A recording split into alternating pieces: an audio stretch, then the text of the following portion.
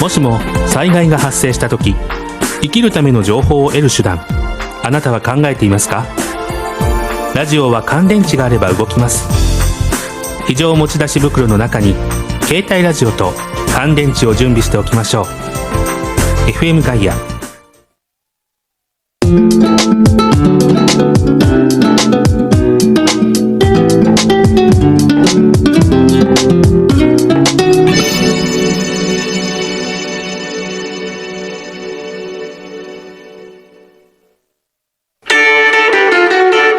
FM ガイア。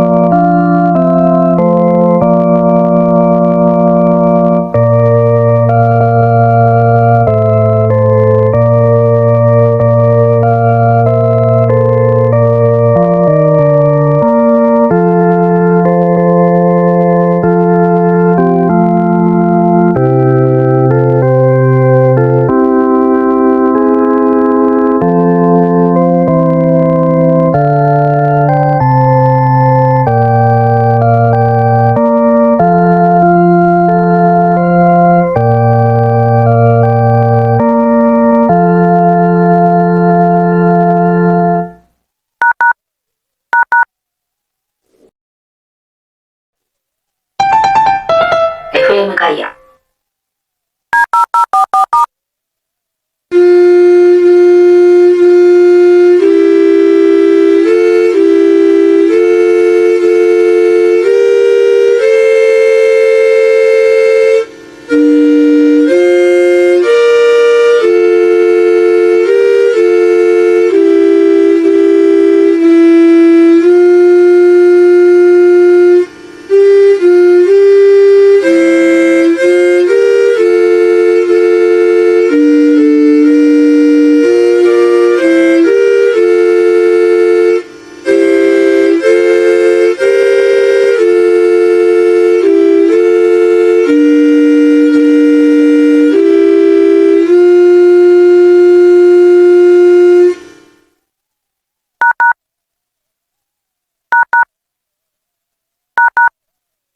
76.9 FM ガイア。